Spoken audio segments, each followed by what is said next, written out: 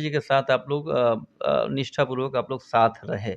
तो क्या लगता है कि हिना साहब और ओसामा साहब फिर से दोबारा इन्होंने पार्टी का दामन थाम लिया, राष्ट्रीय जनता दल में आ गए, तो लगता है कि बाकी नेताओं को पार्टी ने खुद यहाँ दरकिनार करने का काम किया? नहीं, नहीं, ऐसा कोई बात नहीं है। हुँ, किसी के दल में आने या नहीं आने से हमको कोई मतलब नहीं है। हमारा जो सिद्धांत था, हमारा जो कमिटमेंट था हुँ, और जो हमारा भरोसा था, उस हुँ, भरोसे के अनुसार हमने काम किया। हुँ, और किसी के दल में आने और नहीं आने से हमको कोई मतलब नहीं है, ना ही हुँ, कोई प्रभाव है। हम अपना एक मेरा सोच है और मेरा एक सिद्धांत है और अपने रास्ते पे हम चलते हैं और जो हमारे समर्थक हैं और जो हमारे लोग जानते हैं और जो हमारे को हमको मानते हैं और जिसकी बदौलत हम यहाँ पे आपके सामने जो बैठे हैं, हुँ, तो उनके अनुसार हम चलते हैं। हुँ, तो उन्होंने अपना राय दिया और उन्होंने बात किया। तो हम उनको लेकर प्रशांत किशोर के हाथों को मजबूत किए। हुँ। तो नमस्कार सिटी न्यूज़ भारत में आप सभी का स्वागत है। अभी हमारे साथ हैं जन सुराज के नेता आजम अली, ज़रा दिखाइए। आजम जी की हम बात करें, अभी कुछ दिन पहले काफ़ी सक्रिय नेता के तौर पर सिवान में एक अल्पसंख्यक नेता के तौर पे ये जाने जाते थे और राष्ट्रीय जनता दल में काफ़ी ज़मीनी स्तर के नेता थे। मुसलमानों के बीच ख़ास तौर पे काफ़ी लोकप्रिय भी थे। लेकिन अचानक क्या हुआ कि इन्होंने राष्ट्रीय जनता दल छोड़कर जन सुराज का दामन थाम लिया। बल्कि 2 पार्टियाँ मुख्य धारा की पार्टी मानी जाती है पूरे बिहार में। एक तो एनडीए गठबंधन और दूसरा गठबंधन और महागठबंधन में राष्ट्रीय जनता दल की भूमिका सबसे अहम है और सबसे अहम रोल सिवान में राष्ट्रीय जनता दल में निभा भी रहे थे। हर मंच पर आगे थे, सक्रिय कार्यकर्ता और नेता के रूप में जाने जाते थे। लेकिन वजह क्या रही? क्या कई अल्पसंख्यक नेताओं को जिस तरह से पार्टी दरकिनार कर रही है, वो वजह रही, क्या वजह रही? सबसे पहले इस मुद्दे पर हम बात करेंगे। आजम जी, सबसे पहले तो आपका बहुत-बहुत स्वागत है। आपका भी बहुत-बहुत स्वागत है और आपके जितने भी चैनल के श्रोतागण हैं, उनको भी बहुत-बहुत स्वागत और अभिनंदन। चलिए, आपसे पहला सवाल हम यही जानना चाहेंगे कि आप एक सक्रिय नेता के रूप में काफ़ी अरसे से शामिल रहे हैं राष्ट्रीय जनता दल में और इसके अलावा एक ज़मीनी नेता के तौर पे जाने जाते थे। हाल के दिनों में जब से आप वार्ड पार्षद बने, तो काफ़ी लोकप्रिय हुए। ख़ास तौर पे एक तो आपने अपने वार्ड से लेके क्षेत्र में काम काफ़ी अच्छा किया। कई सड़कें जो आज तक बनी नहीं थी, उसको बनाने का काम किया। दूसरी बात, अल्पसंख्यकों के बीच आपने काम करने का काम किया। विशेष तौर पे जहाँ भी मंच लगता था राष्ट्रीय जनता दल का, उसमें काफ़ी अग्रणी भूमिका आपकी रहती थी। तो उतना एक तरह से आपको मान-सम्मान मिला या फिर क्या लगता है कि आपको दरकिनार किया गया? वजह क्या रही सबसे पहले राष्ट्रीय जनता दल छोड़ने का? देखिए, सबसे पहले तो ये बता दें कि कोई भी दल खराब नहीं होता है, हुँ, ठीक है? और हुँ, उसमें के जो कार्यकर्ता और जो लोग होते हैं, उनसे कुछ लोग आहत होते हैं हुँ, और वहाँ के उसमें के जो नेता होते हैं, जो शीर्ष नेतृत्व काम करते हैं, उनका हुँ, सिद्धांत कुछ गड़बड़ होता है। इस वजह से कोई भी किसी भी पार्टी या किसी दल से हटने का कार्य करता है। तो उसी हुँ, तरह समझ लीजिए कि हम भी यहाँ पे सिवान में एक सिद्धांत और एक सोच और एक भरोसा के साथ उस पार्टी से हम जुड़े थे। हुँ, लेकिन कहीं न कहीं हमको ऐसा दिखा कि पार्टी में जो भरोसा बना था, वो टूटने के कगार पे था और हुँ, जो सिद्धांत पे वो पार्टी चलता है, वो हुँ, चाहे जो नेता हमारे बोलते थे, हुँ, उस पार्टी के नेता जो बोलते थे, हुँ, उस पे कोई भी ज़मीनी स्तर पे काम नहीं होता है। हुँ, यही सोच देख के हमने देखा कि ना ये यहाँ सिवान की बदलाव की बात हो रही है और ना ही बिहार की बदलाव की बात हो रही है।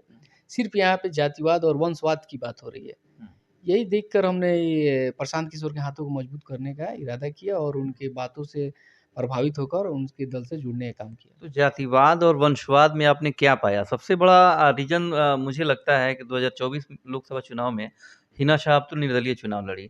आरजेडी से वो लोग अलग थे, टिकट ले लिया अवध बिहारी चौधरी जी ने। तो अवध बिहारी चौधरी जी के साथ आप लोग निष्ठापूर्वक आप लोग साथ रहे। तो क्या लगता है कि हिना साहब और ओसामा साहब फिर से दोबारा इन्होंने पार्टी का दामन थाम लिया, राष्ट्रीय जनता दल में आ गए, तो लगता है कि बाकी नेताओं को पार्टी ने खुद यहाँ दरकिनार करने का काम किया? नहीं, नहीं, ऐसा कोई बात नहीं है। हुँ, किसी के दल में आने या नहीं आने से हमको कोई मतलब नहीं है। हमारा जो सिद्धांत था, हमारा जो कमिटमेंट था हुँ, और जो हमारा भरोसा था, उस हुँ, भरोसे के अनुसार हमने काम किया। हुँ, और किसी के दल में आने और नहीं आने से हमको कोई मतलब नहीं है, ना ही हुँ, कोई प्रभाव है। हम अपना एक मेरा सोच है और मेरा एक सिद्धांत है और अपने रास्ते पे हम चलते हैं और जो हमारे समर्थक हैं और जो हमारे लोग जानते हैं और जो हमारे को हमको मानते हैं और जिसकी बदौलत हम यहाँ पे आपके सामने जो बैठे हैं, हुँ, तो उनके अनुसार हम चलते हैं। हुँ, तो उन्होंने अपना राय दिया और उन्होंने बात किया। तो हम उनको लेकर प्रशांत किशोर के हाथों को मजबूत किए। हुँ। तो आने वाले दिनों में लगता है कि सिवान में जैसे 8 विधानसभा सीट है विशेष तौर पे, और इन 8 विधानसभा सीट में आप सिवान सदर से आते हैं, तो लगता है कि सिवान सदर 105 विधानसभा आपका नेक्स्ट टारगेट रहेगा? नहीं, नहीं, अब जो हम तो बोले, जो हमारे समर्थक हैं और जो हमारे चाहने वाले लोग हैं, वो तो सब कोई चाहता है, सबका समर्थक चाहता है कि वो विधायक बने या आगे कुछ काम करे। जी। तो निश्चित अगर वो पब्लिक चाहती है और जो हम जिस हुँ। दल में हैं, अगर वो हमको अगर कोई दायित्व देते हैं या हमको उस लायक समझते हैं, तो निश्चित हम तैयार हैं। लेकिन नौद बिहारी चाचा तो बहुत अरसे से गुलाटी मार के बैठे हुए हैं, खास तौर पे टिकट लेने के मामले में। जनता सर्वोपरि है, जिसको अपना मत देगी वो चुनाव जीतता है। पिछले 3 बार विधानसभा चुनाव अवध बिहारी चौधरी यहाँ से हारे थे और व्यासदेव प्रसाद चुनाव जीते। पिछली बार अवध बिहारी चौधरी जी का आमना-सामना हुआ था ओम प्रकाश यादव से, जिसमें 2000 से कम वोटों से उन्हें जीत मिली थी। अगर फिर वो टिकट लेने में कामयाब हो जाते हैं और आपको जनसुराज पार्टी टिकट देती है सिवान विधानसभा से, तो लगता है कि जो नेता कल दोनों एक साथ बैठते थे, आमने-सामने की टक्कर हो जाएगी? देखिए, वो तो गार्जियन है और कभी भी रहेंगे। पहले तो गार्जियन है और दल अलग बात होती है। तो निश्चित अगर मान लीजिए कि अगर हमको कोई दायित्व पार्टी देती है और जो उच्च अधिकारी हमको अगर इस लायक समझते हैं, तो निश्चित हम लोग जीतने का काम करेंगे हुँ। और उनके बातों पे अमल करने का काम करेंगे, सीमांत की बदलाव की बात करेंगे और सीवान को अच्छे राह पे लेके चलने की बात करेंगे, स्वास्थ्य पे बात करेंगे, शिक्षा पे बात करेंगे, पलायन पे बात करेंगे और उन पे जो है बढ़-चढ़ के युवा हैं और जब युवा हैं तो ज़ाहिर-सी बात है कि भाई जवानी जिस ओर चलती है, हुँ। तो ज़माना उस ओर होता है। तो जी। हम लोग के साथ एक बहुत भारी मात्रा में हाँ। युवाओं का समर्थक है हुँ। और हम लोग जिस भी राह में चलते हैं निश्चित उस काम को हासिल करते हैं। हुँ। तो ईमानदारी पूर्वक आप मुझे एक बात बताइएगा, ख़ास तौर पे जनता ये सवाल जानना चाहती है कि पिछले 5 साल लगातार आपने अवध बिहारी चौधरी जी के साथ काम किया। आखिर किस बदलाव की बात आप कर रहे हैं? क्या लगता है कि उन्होंने सिवान विधानसभा क्षेत्र का वाक़ई में धरातल पर विकास नहीं किया, कमी रह गई जिसे आप पूरा करना चाहते हैं? देखिए, कुछ तो कमी हर इंसान में रहती है और हुँ। कमी हुई है, हुँ। ठीक है। अब उस दल में हम है ही नहीं तब उनकी बात करने के नहीं, लेकिन हाँ। हाँ, एक वो हमारे विधायक हैं नहीं, अभी भी क्षेत्र की तो बात करनी पड़ेगी। क्षेत्र की बात है तो हाँ। निश्चित उन्होंने कुछ लोकल स्तर पे काम वर्क नहीं किया है। हुँ। और जो है और हर नेता से कुछ न कुछ गलतियाँ हो ही जाती हैं, हुँ। तो उससे कोई बात नहीं है। लेकिन बहुत सी ऐसी बातें हैं जो ऑन द माइक नहीं हो सकता है, हुँ, हुँ, हुँ। ठीक है? तो वैसे कोई बात नहीं है और पार्टी अगर मान लीजिए कि अगर देगी तो उन लोगों की बात होगी। विशेष तौर पे पूरे बिहार में सबसे ज़्यादा मुसलमानों को टिकट देने की बात प्रशांत किशोर ने कहा था। लगभग 50 से ज़्यादा टिकट मुसलमानों को देने की बात कही थी। और उस मायने में देखा जाए तो जो तेजस्वी का टारगेट है, जो लालू यादव का टारगेट है पूरे बिहार में, लगभग 25 से 30 मुसलमानों को टिकट दिया जाएगा। बिहार में 38 जिला है, इसका मतलब है कि हर जिले में 1 टिकट भी मुसलमानों को ठीक से नहीं मिलेगा, किसी-किसी जिले में मिलेगा। तो ऐसे में अगर रघुनाथपुर से या फिर किसी भी विधानसभा से ओसामा साहब चुनाव लड़ते हैं, मुस्लिम होने के नाते, तो अनवारुल हक हैं, इसके अलावा अशरफ अली हैं, कई ऐसे मुस्लिम नेता हैं जो अलग-अलग विधानसभा सीट से अपनी तैयारी में लगे हैं। तो लगता है कि अगर एक उसामा साहब को टिकट मिलता है तो बाकी नेताओं को दरकिनार कर दिया जाएगा सिवान में ख़ास तौर पर। देखिए, वो उनके दल की बात है, हम हुँ। उसमें कोई इंटरफेयर नहीं कर सकते हैं, वो हुँ। हमारे दल की बात है। तो हमारा दल हम जिस दल में हैं, जनसुराज में हैं, तो हुँ। हम अपने दल की बात करेंगे। अब उनका क्या मतलब है, क्या नेतृत्व है, वो अपना जाने। हम हुँ। उसमें अभी इंटरफेयर कुछ नहीं कर सकते हैं। हुँ। तो लगता है कि पार्टी जिस भरोसे के साथ मुसलमानों को जोड़ती है, उन मुसलमानों के साथ छलावा होता है, ये बताइए? एकदम छलावा होता है। देखिए, जिस भरोसे के साथ आरजेडी के साथ लोग रहता है, मस अल्पसंख्यक समाज के लोग रहते हैं और हुँ। भरोसे के साथ भर के वोट देते हैं जी। उनको और उस लायक बनाते हैं। लेकिन अल्पसंख्यक समाज के साथ बहुत ही छलावा होता है। हुँ। उनको जो भागीदारी मिलती है, हुँ। जितनी हिस्सेदारी हुँ। होती है, उतनी भागीदारी मिलनी चाहिए, हुँ। लेकिन उतनी भागीदारी मिलती नहीं है। हुँ, हुँ, हिस्सेदारी में हुँ। उनको हिस्सा मिलता नहीं है। हुँ। इस सोच के साथ प्रशांत किशोर ने फिर आए और बोले कि जितना जिसकी भागीदारी होगी, उसका उतना हिस्सेदारी मिलेगी। हुँ। और अल्पसंख्यकों की बातें करते हैं और हर समाज की बात करते हैं। जो नीचे स्तर पे हैं, दलित हैं, मुस्लिम हैं, हिंदू हैं, सब भाई की एक समान की बात करते हैं। वो ना किसी जाति धर्म की बात नहीं करते हैं। हुँ। जो मुख्य धारा से नहीं जुड़े हैं, वो उनको जोड़ने की बात करते हैं कि आप आइए और जुड़िए, मुख्य धारा क्या होता है उसको समझिए। हुँ। और जो नीचे दबे कुचले लोग हैं, उनकी आवाज़ बनने की काम कर रहे हैं। इस सोच से, उनके सोच से और उनके विचार से हम लोगों ने उनके हाथों को मजबूत करने का ये इरादा किया और कदम से कदम मिला के चलने का काम कर रहे हैं। तो प्रशांत किशोर जी ने तो लगभग 243 बिहार विधानसभा सीटों पर, पूरे विधानसभा सीटों पर चुनाव लड़ने की बात कही है। ऐसे में सिवान में 8वीं विधानसभा सीट भी उसमें शामिल है। तो लगता क्या है कि अगली सरकार बदलने वाली है बिहार में, जिसमें आजम जी की महत्वपूर्ण भूमिका होगी? एकदम निश्चित आप देख लीजिएगा कि आने वाले 2025 में जो अभी आगामी चुनाव जो होने वाला है, उसमें निश्चित जनसुराज का एक बहुत बड़ा भागीदारी होगा और उसमें ज़रूर पूरे जो बिहार की बदलाव की चाह रखता है, जो सीवान की बदलाव की चाह रखता है, वो निश्चित हम लोगों को, आजम अली को, प्रशांत किशोर जी के हाथों को मजबूत करने का काम करेगा। क्या बिहार में बदलाव क्या चाहते हैं आप? बिहार में बदलाव क्या है, जैसे पलायन रोकना है, बेरोज़गारी दूर करना है। मान लीजिए जो अदर स्टेट में हमारे बिहार के लोग जाते हैं, तो उनको बाहुबली का उपाधि मिलता है, उनको बेरोज़गार का उपाधि मिलता है, उनको नीचे नज़रिए से देखा जाता है, एकदम नीचे तबके के लोग समझते हैं वैसे लोगों को।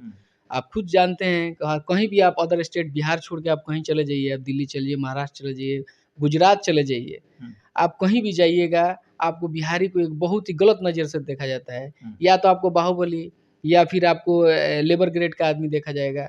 आपको ये नहीं देखा जाएगा कि बिहार ने ही एक प्रथम राष्ट्रपति देने का काम किया। बिहार ऐसा है जो आईएएस, आईपीएस यहाँ से सबसे ज़्यादा देने का काम किया। ये लोग नहीं कोई नहीं सोचता है। ये सिर्फ़ सोचता है कि यहाँ पे लेबर ग्रेड के लोग रहते हैं और बहुत ही नीचे स्तर के लोग रहते हैं या तो आपराधिक किस्म के लोग रहते हैं। इस मानसिकता से लोग वहाँ हम लोगों को सोचकर हम लोगों को वो एनालिसिस करते हैं। तो ये सोच को बदलना है। जो बिहार के लिए ये सोच रखता है, उस सोच को बदलना है। इसीलिए प्रशांत किशोर ने ये कदम बढ़ाया है और निश्चित हम लोग बहुत फ़ख्र महसूस करते हैं और उनके कदमों के साथ हम लोग चलने का काम करेंगे और जनसुराज निश्चित आपको देखिएगा 2025 में बहुत अच्छे भागीदारी में आएगी और सरकार का एक बहुत बहुत महत्वपूर्ण रोल रहेगा इसका। तो एक ख़ास सवाल, जैसे कि अंदर अंदर की बात है, हो सकता है खुलकर आप नहीं बोलें। प्रशांत किशोर अगर ऐसी भूमिका में आते हैं जहाँ पे किंग मेकर की भूमिका बन जाए और ना महागठबंधन की सरकार बने, ना एनडीए की सरकार बने, ऐसे में प्रशांत किशोर जी की सोच क्या है कि किंग मेकर बनते हैं तो वो किस पार्टी के साथ जाएँगे, सरकार में जाएँगे या फिर चुनाव होगा? क्या कहेंगे आप? नहीं, नहीं, देखिए वो फुल फ़ेज़ में आने वाले हैं। 243 आप ही बोले, 243 पे ही वो चुनाव लड़ेंगे। उस 243 चुनाव लड़ने का मकसद ये है कि हमको पूरा फुल फ़ेज़ में अपना सरकार बनाना है, बहुमत में सरकार बनाना है। अगर बहुमत में सरकार की बात नहीं रहती और बड़ी सोच नहीं रहती उनकी, तो वो निश्चित आपको 10 या 15 सीट पर ही लड़ के सिमट जाते। लेकिन उन्होंने पूरा बिहार में 243 सीटों पे लड़ने का काम करने की बात कर रहे हैं और 243 का मतलब होता है कि सरकार में आने की बात है। और निश्चित अगर जो बिहार की बदलाव करता है, वो निश्चित हम लोगों के हाथों को मजबूत करेगा, प्रशांत किशोर के हाथों को मजबूत करेगा और जनसुराज को चाह रखने वाले लोग निश्चित हम लोगों के साथ आएँगे और आगामी 2025 में जो इलेक्शन है, उसमें निश्चित भर के वोट करेंगे और सरकार में बनाने का काम करेंगे। तो आजम अली अब पूरी तरह से राजद के बाद जनसुराजी हो चुके हैं। देखिए, वो अब आपको हम बताएँ ना कि जो सिद्धांत सबसे बड़ी बात होती है। प्रशांत किशोर का जो सिद्धांत है कि बेरोज़गारी दूर करना है, जो नीचे तबके के लोग हैं, दबे-कुचले लोग हैं, उनको मुख्य धारा से जोड़ने का काम करना है, हमारे बच्चों के बारे में शिक्षा की बात करते हैं। तो इसलिए हम लोगों ने उनके हाथों को मजबूत करने की बात किया और उनके कंधे से कंधे मिला के चलने का काम करेंगे हम लोग। कि जो हमारे बच्चों की बात करता है, जो हमारे भविष्य की बात करता है, जो हमारी राज्य की मान-सम्मान देने की बात करता है और ये 30 साल से जो घिसी-पिटी जो पुरानी जो सरकार है, जो आपस में या तो आप रहिए नहीं तो हम रहे, आप रहे नहीं तो हम रहें, इस तरह से बात करके लोगों को छलावा करके हर जाति से, ऐसा नहीं है कि अल्पसंख्यक समाज से ही ये छलावा हो रहा है, हर जाति से, जो भी बिहार के निवासी हैं हमारे, उन लोगों से ये छलावा करती है ये सब सरकारें और इसी को देखकर प्रशांत किशोर एक इरादा बनाए और इरादा बना के एक जनसुराज आंदोलन का निर्माण किया, जिसके तहत बहुत से करोड़ों युवा और लोग इस पार्टी के साथ जुड़ रहे हैं और जुड़कर बिहार बदलाव निश्चित होगा। चलिए, अगर सिवान की जनता आपको वाक़ई यहाँ से विधायक बनाती है, तो कैसा सिवान देखना चाहते हैं? सिवान सदर की बात की जाए। अगर सिवान सदर में अगर यहाँ की जनता, यहाँ के लोग हमारे समर्थक अगर हम पर भरोसा करते हैं और निश्चित अगर प्रशांत किशोर जी अगर हम पर भरोसा करते हैं और आने वाले आगामी चुनाव में अगर हमको यहाँ से कुछ दायित्व मिलता है, तो निश्चित हम उसको निर्वहन करेंगे और यहाँ के स्वास्थ्य पे, शिक्षा पे और बेरोज़गारी पे निश्चित यहाँ पे काम होगा और वो ज़मीनी स्तर पे काम होगा। ये आपके ऑन द माइक बोलते हैं हम। जो भी हमको दायित्व मिला है, आप देख सकते हैं, उसको हम अच्छे से निर्वहन करते हैं। इसी साल चुनाव होने वाले हैं, इसी वर्ष चुनाव है। ख़ास तौर पे अभी तो इंडिया और पाक की जंग चल रही है। सीज़ फायर का भी पाकिस्तान ने उल्लंघन किया। इस जंग के ऊपर आपकी क्या प्रतिक्रिया है? देखिए, इस इतने बड़े महायुद्ध में जो जंग हो रहा है, इस पे तो कोई राजनीतिक प्रतिक्रिया जी। होना ही नहीं चाहिए। हम लोग जो सरकार है, उसके साथ हैं हाँ। और पूरा देश उनके साथ है, नरेंद्र मोदी जी के साथ है और निश्चित ये यही बहुत बड़ी बात होती है जब देश की आन-बान-शान की बात होती है, तो हम लोग एकजुट होके, एक कतार में होके और जो हमारी सरकार है, उसके हाथों को मजबूत करने का काम होना चाहिए। क्या बात है! सिवान की जनता से ख़ास तौर पे क्या अपील करेंगे आने वाले बिहार विधानसभा चुनाव को लेके? हम सिवान की जनता से यही अपील करेंगे कि मैं आज़म अली को एक बार भरोसा कीजिए और जो आगामी 2025 का जो चुनाव होने वाला है, उसमें आप प्रशांत किशोर के हाथों को मजबूत कीजिए, ताकि हम लोग मजबूत हों और सिवान बदलाव की जो सोच रखते हैं, वो निश्चित जितने युवा साथी हैं, जो भी गार्जियन हैं, आपके इस चैनल के माध्यम से देख रहे हैं, उनको हम ये बताना चाहते हैं कि एक बार भरोसा कीजिए और प्रशांत किशोर के हाथों को मजबूत कीजिए और आपके मान-सम्मान में कोई कमी नहीं आएगी। ये मैं आज़म अली आपके साथ खड़ा रहेंगे और गारंटी देते हैं। इसके साथ यही एक है जो बिहार बदलाव की बात करता है और सीवान की बदलाव करता है, तो निश्चित आप लोग उसके साथ रहिए और एक बार 2025 में आप लोग उसके साथ और उसके विश्वास पे खरा उतरिए। चलिए, ये थे आज़म अली जिन्होंने अपनी बात रखी जनसुराज में शामिल होने के बाद। ख़ास तौर पे इन्होंने एक बात कही कि भाई 15 साल ने आपने राष्ट्रीय जनता दल की सरकार को देख लिया, 20 साल ने आपने एनडीए की सरकार को देख लिया, लेकिन क्या आज तक पलायन रुका? भर-भर की ट्रेनें जाती हैं, भर-भर की ट्रेनें बिहार आती हैं, लेकिन पलायन आज तक नहीं रुका, रोज़गार आज तक लोगों को नहीं मिला और जिस उम्मीद के साथ लोग सरकार बना रहे थे, उस उम्मीद पर सरकार खरी भी नहीं उतरी। तो ज़रूरत है एक परिवर्तन की भी। इनकी सोच जनसुराज के साथ है, उसका सभी समर्थन भी कर रहे हैं, यहाँ की जो जनता है वो समर्थन कर रही है। हम उम्मीद करेंगे कि एक परिवर्तन हो, एक इनकलाब आए और आज़म यहाँ से जीतकर सिवान को विकसित सिवान बनाने का भी काम करें। फिलहाल के लिए पूरी सिटी न्यूज़ भारत की टीम को दीजिए इजाज़त। नमस्कार।